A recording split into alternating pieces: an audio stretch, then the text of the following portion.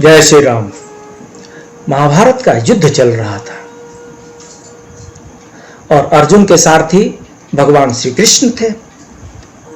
जैसे ही अर्जुन का बाण छूटता, कर्ण का रथ दूर तक पीछे चला जाता था और जब कर्ण के बाण छूटते थे तो अर्जुन का रथ 7 कदम पीछे चला जाता था।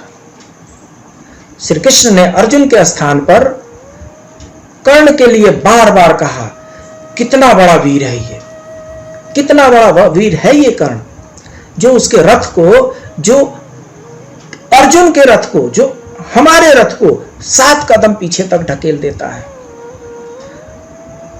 कर्ण की बार बार प्रशंसा सुनने के बाद से अर्जुन परेशान हो गए। उन्होंने कहा, हे माधव, ये इतना बड़ा पक्षपात क्यों? मेरे मारने से कर्ण का रथ कितनी दूर तक चला जाता है, फिर भी आप मेरी वाहवाही नहीं करते, और कर्ण के मारने से मेरा रथ सिर्फ 7 कदम पीछे चला जाता है, तब भी आप उसकी वाहवाही करते हैं। भगवान श्री कृष्ण ने कहा, अर्जुन, आप जानते नहीं हैं, आपके रथ में स्वयं महावीर हनुमान जी हैं। आपके रथ पे हनुमान जी सवार हैं एवं स्वयं मैं वासुदेव श्री कृष्ण विराजमान हूं, और यदि हम दोनों न होते तो आपके रथ का अस्तित्व भी नहीं होता। इस रथ को 7 कदम पीछे हटा देना कर्ण के महाबली होने का परिचायक है। अर्जुन को समझ में आ गया कि कर्ण क्या चीज है और भगवान क्या कर रहे हैं। इस तथ्य को अर्जुन और अच्छी तरीके से तब समझ पाए जब युद्ध समाप्त हुआ। अपने रथ की महिमा और भगवान श्री कृष्ण सारथी का जो महिमा था, इस बात को और अच्छी तरीके से अर्जुन तब समझ पाए जब युद्ध समाप्त हुआ।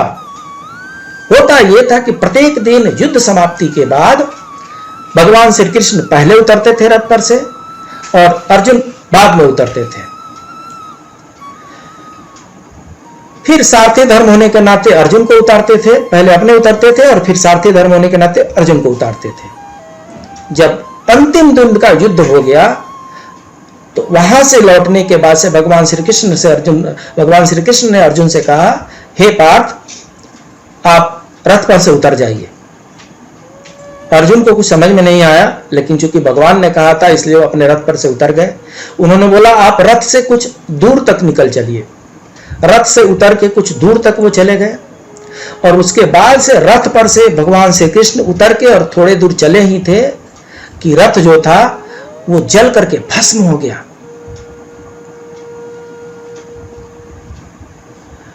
जब रथ जल करके भस्म हो गया तो और अर्जुन जो थे उनके आश्चर्य की कोई सीमा ही नहीं थी, ये क्या हो गया। तब भगवान श्री कृष्ण ने बोला, पार्थ, आपका रथ तो कब का भस्म हो चुका था। भीष्म पितामह, कृपाचार्य, द्रोणाचार्य, कर्ण, इनके दिव्यास्त्रों से यह कब का नष्ट हो चुका था। मेरे संकल्प ने इस युद्ध समापन तक इसको जीवित रखा था। अपनी श्रेष्ठता के मद में चूर अर्जुन का अभिमान उस दिन चूर चूर हो गया। अपना सर्वस्व त्याग करके वे प्रभु के चरणों में नतमस्तक हो गए। अभिमान का व्यर्थ बोझ उतार करके हल्का महसूस कर रहे थे।